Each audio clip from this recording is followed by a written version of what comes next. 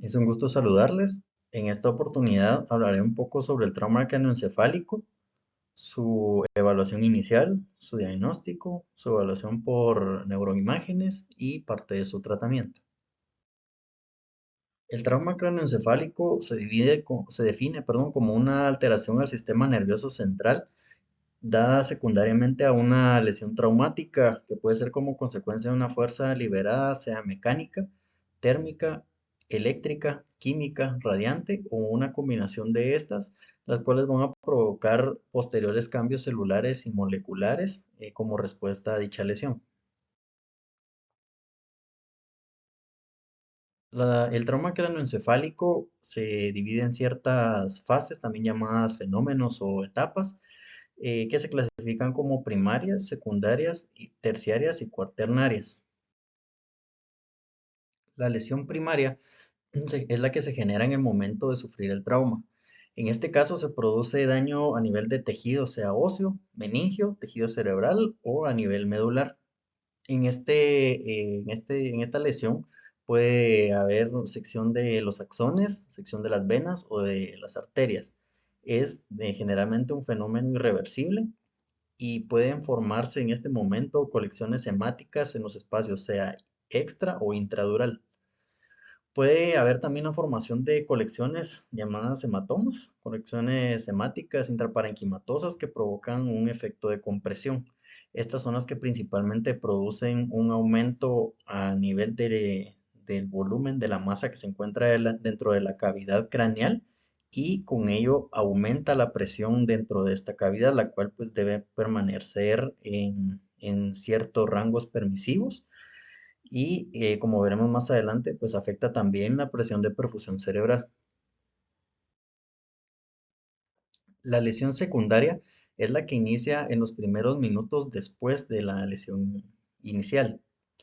Esta generalmente se asocia a isquemia tisular cerebral, puesto que como se vio previamente, al momento de haber daño a nivel de los vasos, principalmente arteriales, puede provocarse un vasoespasmo o una interrupción total de la irrigación arterial cerebral que va a disminuir el aporte de oxígeno y nutrientes, entre ellos también principalmente glucosa, al tejido que dicha arteria irriga. Con esto se va a producir con el paso del tiempo cierta isquemia del tejido cerebral. Recordemos que este pues, es muy sensible a los déficits tanto de oxígeno como de glucosa. También se da una respuesta inflamatoria que se asocia con el primer fenómeno, dependiendo el tipo o la causa de la lesión inicial. Existe aumento de la presión intracraneal. Esto puede darse no solo por edema, sino también por la presencia de algún hematoma o alguna hemorragia que pueda darse tanto epidural o intradural o incluso intraparenquimatoso. Se define como una hipertensión intracraneal cuando la presión dentro de la bóveda craneal es mayor a 15 milímetros de mercurio cuando el cráneo está abierto y 20 milímetros de mercurio cuando el cráneo está cerrado. Esto va a provocar un compromiso de la presión de perfusión cerebral. La presión de perfusión cerebral es la presión con la que el tejido cerebral está siendo irrigada en todo momento por las arterias del sistema nervioso central. La presión de perfusión cerebral se define por la fórmula de presión arterial media, que recordemos que es el valor de la presión arterial sistólica menos dos veces el valor de la presión arterial diastólica partido 3. Ese promedio o ese valor a este se le resta el nivel de la presión intracraneal y eso nos da como valor el nivel o el grado de presión de perfusión cerebral. Esta normalmente oscila entre 50 y 150 milímetros de mercurio, dependiendo de las variaciones que se den en la presión del- interna a la bóveda craneal. Recordemos que esta se mantiene entre rangos muy estrictos dada por la ley de Monroe-Kell, la cual pues nos indica que la presión a nivel de la bóveda craneal debe mantenerse por el volumen de la masa cerebral, el volumen sanguíneo tanto arterial como venoso, y el líquido cefalorraquídeo. Al darse una alteración en algunos de estos tres componentes, se afecta la presión intracraneal. Por ello, el cambio en cualquiera de estos tres parámetros va a aumentar también la presión con la que se está perfundiendo el tejido cerebral. La lesión terciaria va a provocar un desorden energético celular con fallas de bomba. Esto tanto a nivel del intercambio del oxígeno como la formación de energía o ATP. También se va a entrar en un estrés celular que va a llevar a un metabolismo anaerobio. La lesión cuaternaria va a activar ya las vías apoptóticas en algunos casos o recuperación de tejido neural en caso de que el daño o la perfusión o la afección a la perfusión sean reversibles. Con respecto a la valoración inicial del trauma cráneoencefálico, es importante mencionar que se utiliza la clasificación de la escala de coma de Glasgow. Esta nos permite evaluar la severidad del trauma cráneoencefálico. Esta lo define como, o lo clasifica, mejor dicho, como leve, moderado o severo, en base al puntaje que se dé con respecto a tres parámetros, los cuales son la respuesta motora, la respuesta verbal y la respuesta ocular. Cada vez que se evalúe la escala de coma de Glasgow, se debe indicar qué nos da el déficit, si es en alguno de, de estos parámetros mencionados previamente. Especificar también si el paciente se encuentra sedado con una S, tal como se indica acá en la diapositiva. Si el paciente encuentra, perdón, bajo efectos de relajantes, también si el paciente se encuentra intubado y si las pupilas no son evaluables por alguna lesión a este nivel. La escala de Glasgow va a trabajar con respecto a puntajes en cada uno de estos parámetros mencionados y depende de la respuesta que se tenga al momento de evaluar el paciente. Con respecto al parámetro motor, si el paciente obedece las órdenes indicadas por el clínico, se le da una valoración de 6 puntos. Si el paciente localiza el dolor al momento del estímulo, un puntaje de 5 puntos. Si tiene una acción de retirada de la extremidad ante el estímulo doloroso, se da una valoración de 4 puntos. Si el paciente presenta una flexión, se da una valoración de 3 puntos. Si presenta extensión de la extremidad, se da valor de 2 puntos. Y si el paciente no tiene ninguna respuesta, la ponderación es de 1 punto. Con respecto a la respuesta verbal, si el paciente se encuentra orientado con respecto a su habla, tiene una ponderación de 5 puntos. Si la conversación del paciente es confusa, se le da una valoración de 4 puntos. Si es inapropiada, se le da 3 puntos. Si únicamente emite sonidos, son 2 puntos. Y si no se obtiene respuesta, la ponderación es de 1 punto. En la apertura ocular, si el paciente se encuentra con los ojos abiertos de manera espontánea, tiene una valoración de 4 puntos. Si abre los ojos al momento de un estímulo verbal, tiene una ponderación de 3 puntos. Si es al momento de realizar un estímulo doloroso, se obtiene 2 puntos. Y si el paciente no presenta ninguna respuesta, tiene valor de 1 punto. Cabe mencionar que el mínimo valor que un paciente pueda presentar es de 3 puntos y el máximo es de 15 puntos. El puntaje que tenga en cada uno de los tres parámetros se va sumando para obtener un valor final de la escala de coma de Glasgow y poder clasificarlo. Si el paciente se encuentra con 3 a 8 puntos, esto es un trauma craneoencefálico considerado como severo. Si se encuentra de 9 a 12 puntos, es un trauma craneoencefálico moderado. Y si se encuentra entre 13 y 15 puntos, es un trauma craneoencefálico leve. Se puede utilizar también algunas otras escalas desarrolladas por algunas asociaciones, como la escala de compromiso neurológico de la Asociación Estadounidense de Lesiones Medulares y la escala FOUR, la cual significa Full Outline Unresponsiveness, que evalúa la severidad del trauma craneoencefálico con evaluación neurológica completa, incluyendo las respuestas del tallo cerebral. Esta última puede ser un poco compleja para profesionales o para clínicos que no hayan estado muy relacionados con la evaluación neurológica de un paciente.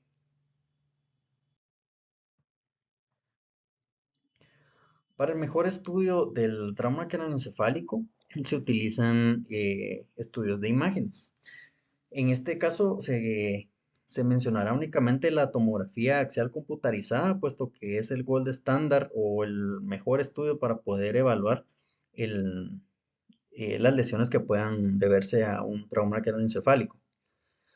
En este caso se debe evaluar la ventana, ósea y también la ventana cerebral. Con una podemos evaluar si existe alguna fractura, algún trazo sugestivo de fractura a nivel de alguno de los huesos de la bóveda craneal o del macizo facial. Y en la ventana cerebral vamos a determinar si existen imágenes que puedan correlacionarse con alguna contusión cerebral o hemorragias o hematomas presentes a este nivel.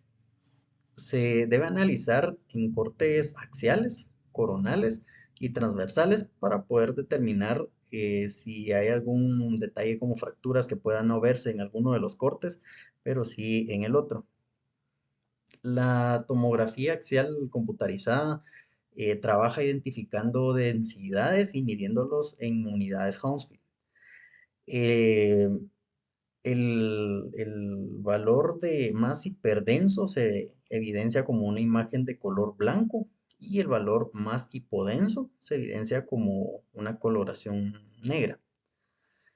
Este estudio tiene la ventaja de que permite la toma de decisiones, puesto que basado en los hallazgos de una tomografía podemos saber si un paciente puede tener egreso en algún momento, si debe quedarse bajo observación por cierto tiempo en el área de emergencia o en el encamamiento, o si debe ir a cirugía inmediata.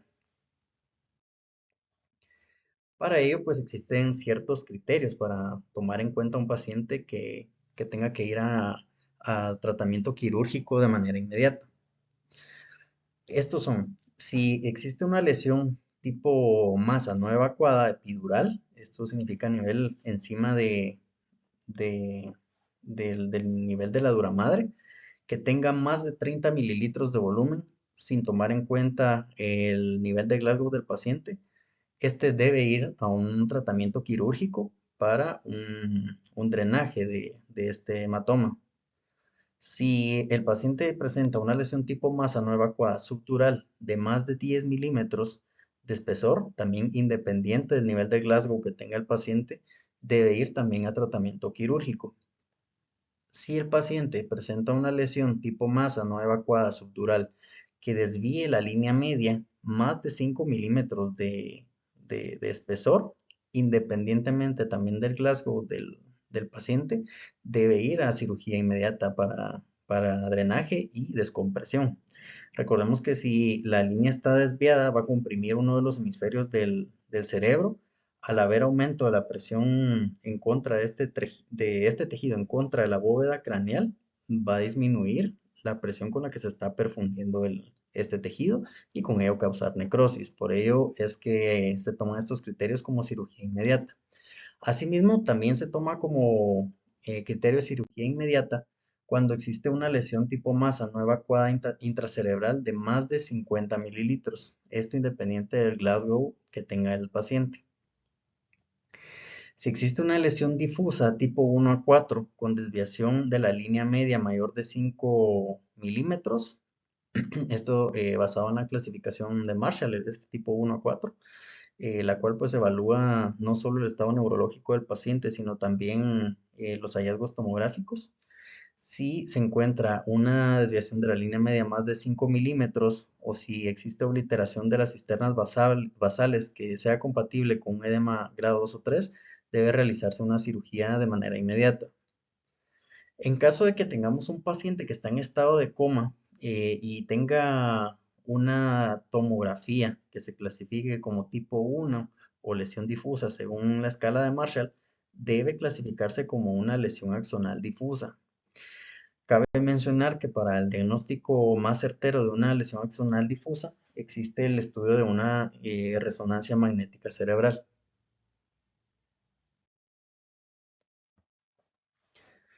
El manejo hospitalario de pacientes con trauma cráneoencefálico va a depender qué conductas se toman en base a la escala de coma de Glasgow o el déficit neurológico que tenga el paciente, así como los hallazgos que se presenten al nivel de la tomografía. Sin embargo, los pilares de tratamiento de estos pacientes se enfocan tanto en el aporte tisular de oxígeno como la presión arterial sistémica. La ventilación y la oxigenación apropiadas pueden darse sea de forma manual o con un método avanzado de manejo como la ventilación mecánica invasiva y se tiene como objetivo, como meta, llegar a una saturación de oxígeno mayor al 95%. Las metas de manejo hemodinámico requieren una presión arterial sistólica mayor de 90 milímetros de mercurio. Recordemos que si mantenemos una presión arterial sistólica en un nivel adecuado, vamos a mantener una presión arterial media, la cual va a influir directamente sobre la presión de perfusión cerebral. Si tenemos un adecuado flujo sanguíneo, vamos a tener una llegada adecuada de hemoglobina y por ende de oxígeno a nivel del tejido cerebral. Es por eso que tenemos que asegurar que la sangre esté cargada con suficiente cantidad de oxígeno para poder dejar en estos tejidos. El paciente que haya sufrido un trauma craneoencefálico debe utilizar un collar cervical o un cuello rígido de Filadelfia. Este únicamente puede retirarse en caso de que un paciente tenga un Glasgow de 15 puntos o una clasificación hacia tipo E, que no existan parestesias o alguna otra alteración sensitiva inespecífica, también que no existan lesiones asociadas importantes a nivel del tórax, abdomen o extremidades, que el paciente no refiera dolor en ningún área de la columna vertebral o a nivel de la musculatura cervical.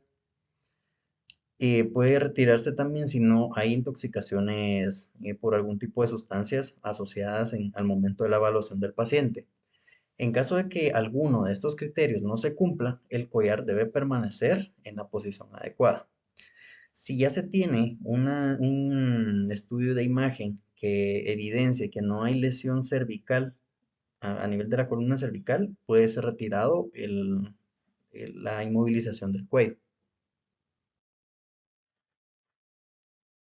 En los casos de que tengamos un trauma craneoencefálico considerado como moderado a severo, si en caso se necesita un manejo avanzado de la vía aérea, como secuencia de inducción más recomendada es la combinación de tomidato y succinilcolina. En los pacientes que tengan inestabilidad hemodinámica o que estén con hipotensión y que requieran manejo avanzado de la vía aérea, se puede utilizar como una opción la ketamina. La terapia hiperosmolar para manejo de edema cerebral en la observación de las primeras 4 a 6 horas en pacientes con trauma craneoencefálico moderado a severo es una opción bastante viable. Esta se debe iniciar al lograr las metas ventilatorias y hemodinámicas mencionadas anteriormente. En pacientes con inestabilidad hemodinámica no se debe utilizar el manitol. La terapia hiperosmolar es el pilar principal para el manejo del edema cerebral. Esto porque va a producir regreso del líquido desde el tejido hasta el interior de los vasos sanguíneos y con ello ir reduciendo el nivel de edema a nivel del cerebro. Puede utilizarse solución salina hipertónica al 3, al 7,5% también en dosis de 1,5 a 4 mililitros por kilo de peso. El control de esta solución salina hipertónica se monitoriza con niveles de sodio, las cuales pueden ser evaluadas cada 6 horas con el fin de no sobrepasar los 160 mil equivalentes por litro.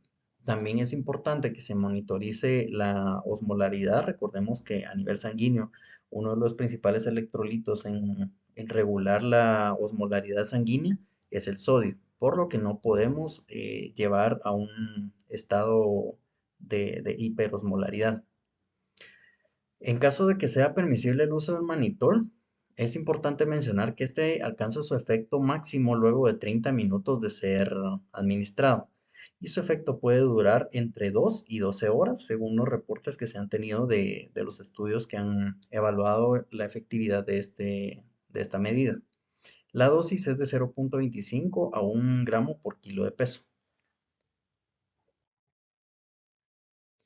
En el caso del trauma cráneoencefálico leve, si no se tiene una indicación quirúrgica de emergencia, que fueron las indicadas previamente, estos pacientes pueden ser observados previo manejo de su estado hemodinámico y ventilatorio. Con esto nos referimos a que inicialmente, como a manera de recordatorio, pues vigilar la hemodinamia y la perfusión de oxígeno en los pacientes. Posterior a ello, si luego de realizarle los estudios de imágenes, como mencionamos, la tomografía cerebral, no se evidencia ningún criterio de cirugía inmediata, el paciente puede ser observado según cómo vaya respondiendo su estado neurológico.